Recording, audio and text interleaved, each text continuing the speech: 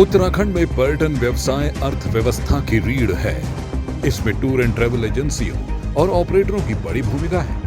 चारधाम यात्रा सीजन और गर्मी की छुट्टियों में होटल व वाहनों की बुकिंग के नाम पर यात्रियों से ठगी के कई मामले सामने आ रहे हैं। इनमें मुकदमे भी दर्ज किए गए हैं। ऐसे में शासन ने इस व्यवसाय से जुड़े सभी लोगों का पंजीकरण कराने के निर्देश जारी किए हैं। इसी के तहत हरिद्वार के रोशनाबाद स्थित आरटीओ कार्यालय पर विभाग के अधिकारियों के साथ हरिद्वार ट्रैवल एसोसिएशन के पदाधिकारियों की एक बैठक आयोजित की गई। बैठक में ट्रैवल व्यवसायियों को लाइसेंस देने की जानकारी दी गई, लेकिन इस दौरान बैठक में काफी हंगामा भी देखने को मिला।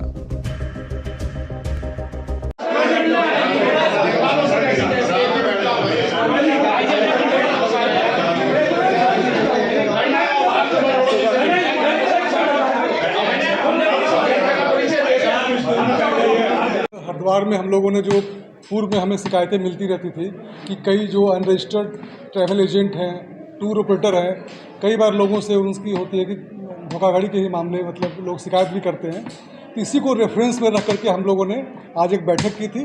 बैठक में हम लोगों ने ट्रैवल एजेंट जो हरिद्वार के हैं, टूर ऑपरेटर हैं और जो यूनियन के लोग हैं, जैसे टेम्पो ट्रैवलर्स यूनियन है, टैक्सी यूनियन है, बस यूनियन है, कॉन्ट्रैक्ट कैरियर्स यूनियन है, सबको बुलाया था हम लोगों ने और काफ़ी अच्छी वार्ता हुई। हमारा मेन उद्देश्य था कि जो अनरजिस्टर्ड जो ट्रैवल एजेंट हैं वो जल्द से जल्द अपना रजिस्ट्रेशन करवा लें।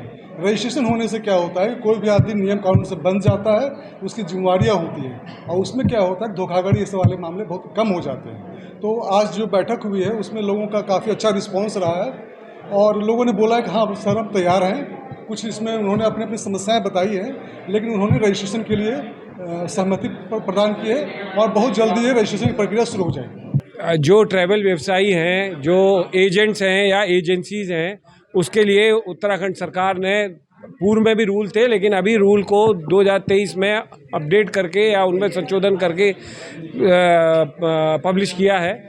उसके अंतर्गत अब ये कंपलसरी होगा कि कोई भी व्यक्ति अगर एजेंसी का कार्य कर रहा है या बसों की बुकिंग का कार्य कर रहा है, उसको परिवहन विभाग से लाइसेंस लेना पड़ेगा और उसके लिए कुछ शर्तें निर्धारित करी गई हैं। ये प्रक्रिया इसलिए करी जा रही है ताकि जो अनधिकृत एजेंट्स हैं उनको रोका जा सके, आने वाले यात्रियों को सुविधा मिल सके, साथ में जो गवर्नमेंट जो गाड़ियों की एजेंसीज हैं, जो यूनियंस हैं, उनका एजेंट्स के साथ अच्छा समन्वय हो सके और लोगों को जो नियत दर है उस पर वाहन सही समय पर उपलब्ध कराए जा सके।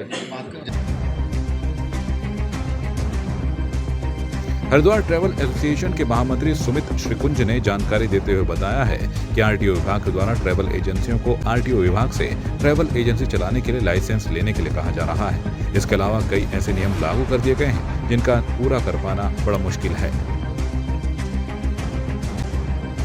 देखिए, हम लोगों को जो है आरटीओ की तरफ से एक लेटर आया जिसमें कहा गया कि आपको परिवहन विभाग से जो है लाइसेंस बनवाना बहुत ज़रूरी है और उसके लिए आज हमें यहाँ मीटिंग के लिए बुलाया गया। तो हम यहाँ हरिद्वार ट्रैवल एसोसिएशन यहाँ मीटिंग के लिए अधिकारियों के साथ आई है।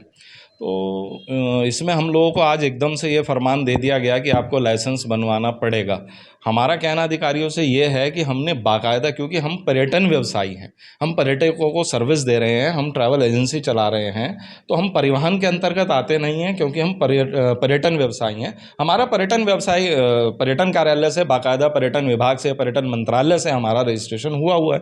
तो हमें ये कराने की ज़रूरत क्या है? अभी इन्होंने अपनी बात रखी है, हम अपने सभी ट्रैवल व्यवसायियों के बीच जाएंगे, सरकार के साथ भी हम बात करेंगे, हम परिवहन मंत्रालय में बात करेंगे, क्योंकि जहां एक तरफ माननीय प्रधानमंत्री मोदी जी हमें इस बात के लिए प्रेरित करते हैं कि एक काम, एक विधान, एक ही टैक्स, एक ही काम।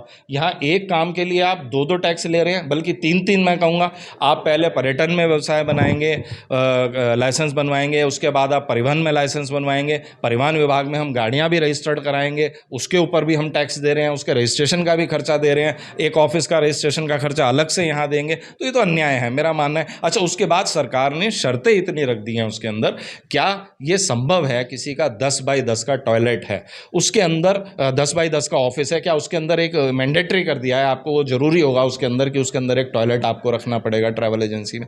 मैं पूछना चाहता हूं सरकार से, आज हरिद्वार की भौगोलिक स्थिति को देखा जाए, हरिद्वार के शहर के बाजारों में देखा जाए, जिसकी 10 बाई 10 की या 8 बाई 10 की या 12 बाई 10 की दुकान है, वो कैसे उसके अंदर संभव है कि वो उसके अंदर एक बाथरूम बना सकता है? तो ये तो तुगलकी फरमान है। अगर इसी तरीके हम वार्ता करेंगे, सरकार हमारी है, हम वार्ता करेंगे सरकार से, अगर इस पर कहीं सही बात सहमति बनी, इनको या तो नॉर्म्स को कम कीजिए, हमें लाइसेंस बनाने में कोई आपत्ति नहीं है, लेकिन जो इस लाइसेंस के नियम और शर्तें हैं वो बहुत ज़्यादा टिपिकल हैं। अगर इस तरीके से हमें उसमें टॉयलेट बनवाना है, अपनी एक पार्किंग लीज पे लेनी है, ये तो बहुत बड़ी बात है कि हमें एक पार्किंग लीज पे लेनी पड़ेगी या किसी पार्किंग वाले से जो है एक लीज एग्रीमेंट कराना पड़ेगा, तो ये तो मैं समझता हूँ इसको तो कोई भी फॉलो नहीं कर पाएगा। हरिद्वार के फिर तो सब ट्रैवल व्यवसायी जो 20-20 साल से कर रहे हैं, वो अपने घर जो आज पाल रहे हैं, उन्हें सड़क पे आकर के बैठना पड़ेगा अगर ऐसी कंडीशन आई तो इसके लिए एक बार हम सरकार से वार्ता करेंगे।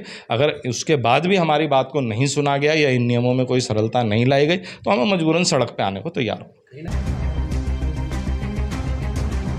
यात्रियों के साथ कथित ट्रैवल एजेंसियों की ओर से ठगी की घटनाओं के बाद परिवहन विभाग ने टूर एंड ट्रैवल एजेंसियों, एजेंट्स और ऑपरेटरों का सर्वे शुरू कर दिया है। आरटीओ ने इनकी बैठक बुलाकर कहा कि 2 महीने के भीतर इस कारोबार से जुड़े सभी लोग परिवहन विभाग में पंजीकरण करवा लें, वरना कार्रवाई होगी।